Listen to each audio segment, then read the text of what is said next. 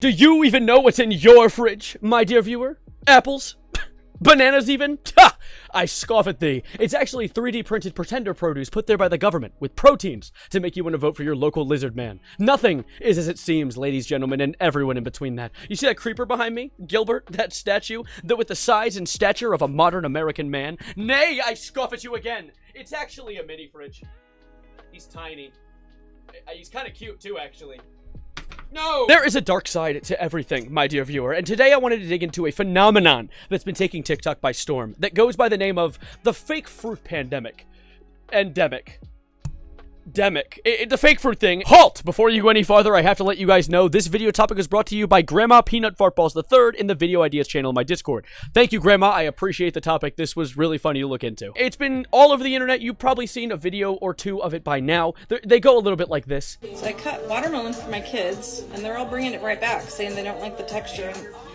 I've seen enough videos of people posting rubbery watermelon. I can't believe I got one. I got a rubbery watermelon. Why is she treating it like it's like a shiny Pokemon? I finally got the shit one. The texture is so weird. Like, you gotta bend it so far before it will break. There is something so funny to me about Americans seeing food that is very obviously, like, bad. It's just gone bad. And they're like, oh, we should record this for a TikTok. That's a good idea. Yeah, I like that one. Like, what did you expect was going to come of this? An answer to your question? From TikTok comments? Glad I don't eat fruits or vegetables. We're gonna have our first case of modern scurvy, I guess, from this guy. Yep, my kids yesterday. My husband bought one and I was like, gross. What do you mean by this? Are your kids watermelons? America and Israel. Are you okay? And this has been something that has not just been happening in one part of the country. This is a nationwide thing. I've seen a lot of videos from things coming out of places like the first one, the more popular one being New York. Wow, look at this guy. The audio's copyrighted, so I have to kind of just interject here. So look at him. Look at that. Wow. Crack. Ha! Made of wood or something? Nah, just a melon. And I would argue the biggest offender, the biggest person making cameos in all these videos tends to be the watermelon, because watermelon are people, of course. But from all my time looking through all these videos, there are two other big offenders that I've seen very often, with one being the banana and the other being the avocado, which I'll show you two videos of right now. So my mother was showing me that she opened the banana, that she thinks that these are not real bananas. We got it from the supermarket, but when she opens it, and she breaks it in half, it gets very tough and doesn't really break. And when it pulls, it's like it's glue. It's very tight and doughy. I've never ever seen a banana like that. I don't know if it's just our banana or if it's this brand from Costco. But at the end of the day, it looks very, very fake and Play-Doh-y. fake avocado sin Texas. Why did they choose that AI voice? Like, that had to be racially motivated.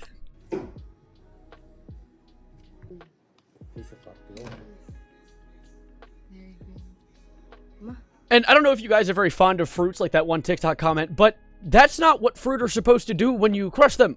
You know, they're supposed to come apart, not bend against your will like some sort of metal bar. However, I feel like this is something you should be able to, like, notice in the store, right? Like, when you're going shopping for produce and fruits and vegetables, usually you take one and press on it, or touch it at least in some way. And if you press it and it leaves an indent, like you're pressing the top part of a newborn child's head, maybe it's bad. Maybe you shouldn't get that one, and maybe you should probably put that down and grab a different one, or throw it away, considering it's probably rotten. But hey, who am I to tell? I'm still waiting for my latent dad ability to kick in, where I can slap a watermelon and instantly know how good it is. Then I'll be unstoppable against this plastic produce apocalypse. A lot of P words today.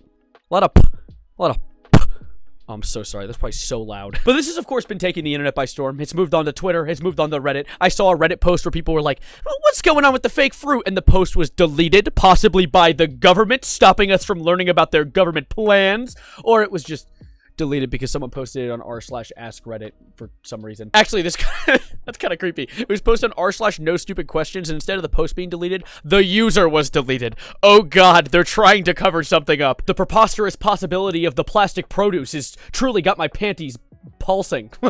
Ew. But yeah, I wanted to look into this. I wanted to look at why fruit would be getting rubbery? This doesn't make sense, because when I looked up initially what happens to fruit when it's not ripe, you get answers like late harvest leads to softer fruits with low storability potential and increased disease susceptibility. Because, of course, if a fruit goes bad, it get kind of squishy. You ever, like, touch an apple and your thumb sinks into it, and then you're like, ew, that's kind of disgusting, and then you feel bad and wrong for a few hours? No, just me? Well, still, fruit can go bad and it gets squishy, so why is this one getting hard? Well, I saw a post on Twitter where they called it the Bill Gates fake food, which is absolutely hilarious to me. The idea that Bill Gates is, what, 3D printing fruit for us? Why? What, does that even make sense? Like, what is the reason to take the money to 3D print food when growing it out of the ground is literally free? But regardless, on this post, I saw a community note saying, it's not fake, it's just an effect of either being unripe or had been frozen. And I clicked on it, and it leads me to an article that was made by the University of Minnesota Extension. And this little article actually helps a lot with understanding why the fruits are doing what they do. It isn't some sort of bogus berries or potentially pretender potassium. It's actually literally just frozen food. Yeah, look at that, guys. We pulled the mask off the Scooby-Doo villain. People are just stupid. Oh my god, I never would have expected an outcome like this. And the thing is, I don't think that everyone is stupid. I don't think this is necessarily all the fault of the user. This could also be the fault of the stores not properly storing their food. This could be something where they probably froze it and then they unfroze it, but they didn't leave it airtight, like in an airtight container, and so the food went bad, but also was frozen, and so we end up with the texture of a rubber banana. I saw some news people reporting it like, this is it! Stop buying fruit! Scurvy generator. What do you mean? Like, what do you mean stop buying fruit? You know you can go to other places, right? Like, Walmart isn't exactly the creme de la crop. You can go to other stores and possibly get stuff. I've seen some of the main offenders, though, if you want to try and avoid this fake fruit fiasco. You could go to so avoid Costco, Sam's Club, and Walmart are the three that I've heard. And I'm not saying to do this. Like, you do not need to avoid them. I'm not telling you to never go there again. Costco, Sam's Club, and Walmart, please don't sue me. But also, I'm saying those are the main offenders I'm hearing a lot about. But then I have a small other complaint to make, and that is that people, of course, with every trend, tend to hop on it immediately and be like, I've been experiencing the same thing. Oh, great googly moogly. Maybe the government really is doing something, when we have videos like this. And here we have a genius who has been cutting open his papier-mâché watermelon to show us what's inside, because this is all part of a government conspiracy. The government is selling us watermelons full of watermelon soup, I guess. Ew, don't squeeze it. Don't do that. It just oh my god, that is vomit. That looks like human vomit. I want to stop watching this. I'm turning this off right now. I think this is the funniest video of all the ones I've recorded, and not because it is viscerally disgusting, but just because what did he expect while recording this? Like, this is clearly part of the fake fruit pandemic, as if it's not literally the most, like, unripe fruit I've ever seen in my life. That is literally just a rotten watermelon. How did you even buy that?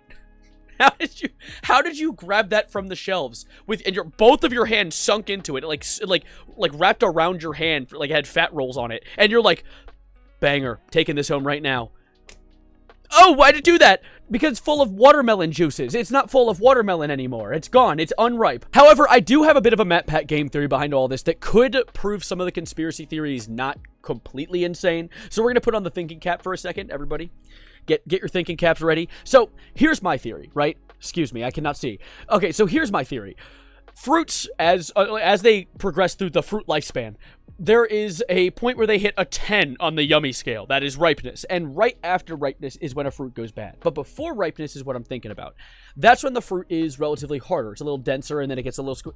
Excuse me, I can't see. And then it gets a little denser, and then it gets less dense and less dense until eventually it's squishy enough to eat and not squishy enough to be bad. And so what I think is happening is they might be doing genetic tests on some fruits to make the hard part last longer so its shelf life is better, so that it gets to the ripeness period a little later in its lifespan so that people have enough time to get it to their tables. Excuse me, I can't see. And so my thought is what's happening is these genetic tests have gone wrong, and maybe the fruit is staying hard for too long. It's causing it to be rubbery. Maybe it's a side effect. Maybe it has a cold. I don't know. I'm not the fruit, and I wasn't there either, but that's my working theory that I think works pretty well. And before we wrap this video up, I have one more video to show you that made my blood boil. Another guy trying to hop on the fake fruit trend, but he's just spouting absolute nonsense. It is... I'll just let it play. Guys, this is what I'm talking about. Check this out. This is supposedly an organic strawberry. This is an apple. Do you see the problem here? Well, I think problem number one is that you chose an apple the size of a cherry. There is no way this is normal. There is no way this is natural, and there is no way this is a regular strawberry. A real strawberry should be about this big, okay? We are eating fake fruit, and this is one more reason we are all sick, tired, and fat. This has a bunch of starch and extra sugar in it, and it is grown for maximum profitability. Who knew we'd get to a period in capitalism where we're complaining for getting too much of what we want?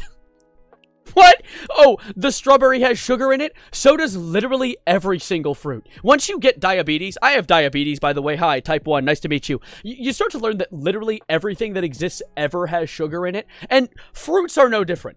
That has sugar. It has fat. The only difference is the sugar and fat in fruits is much different than the sugar or fat you're going to get in a bag of M&Ms, watermelons, a bag of watermelons.